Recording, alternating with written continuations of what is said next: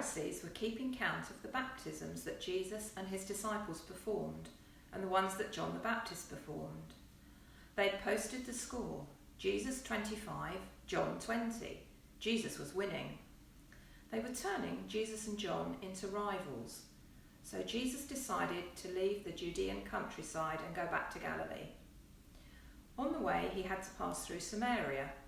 He stopped near a village to rest, and the disciples went into the village to buy food. Jesus sat down by the well, the one that Jacob dug hundreds of years before. It was the middle of the day and very hot, and Jesus was thirsty. While Jesus was resting by the well, a Samaritan woman came to fetch some water. "Would you give me a drink of water?" The Samaritan woman was rather surprised. "You're a Jewish man and I'm a Samaritan woman. Jews don't speak to Samaritans and men don't speak to women.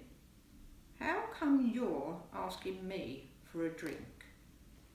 "If you knew how generous God is and who I am, you'll be asking me for a drink. Instead, I would give you fresh, living water." "Sir, you don't even have a bucket. How are you going to get this living water from the well? It's ever so deep. Are you a better man than our ancestor Jacob? He dug this well and drank from it. His family got their water from this well and gave some to their animals." "Everyone who drinks this water will get thirsty again and again. Anyone who drinks the water I give will never be thirsty, not ever.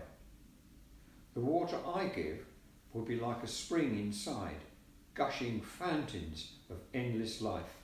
"Sir, give me this water so I won't ever get thirsty again and I won't ever have to come back to this well." "First go and call your husband and then come back." "I have no husband." "That's nicely put. I had no husband. You've had 5 husbands, and the man you're living with now isn't even your husband. You spoke the truth there, sure enough." "Oh, so you're a prophet and know everything, do you, about me? Well, tell me this. Our ancestors worshipped God at this mountain, but you Jews insist that Jerusalem is the only place for worship. Is that right?" "Believe me, the time is coming when you Samaritans will worship the Father neither here at this mountain nor there in Jerusalem. The time is coming, in fact it's here now. What you're called won't matter, and where you go to worship won't matter. It's who you are and the way you live that matter to God. Your worship must be truthful and engage your spirit. That's the kind of people the Father is looking for, those who are simply and honestly themselves before him in their worship. God is the absolute and complete being. He's spirit. Those who worship him must adore him in their very being, their spirit, their true self." "I don't know about that, but I do know that the Messiah is coming, and when he does, we'll get the whole story." "I am the Messiah. You don't have to wait any longer or look any further." Just then the disciples came back. They were shocked. They couldn't believe that Jesus was talking to that kind of a woman. No one said what they were all thinking, but their faces showed it. The woman took the hint and moved away, but she left her water pot at the well.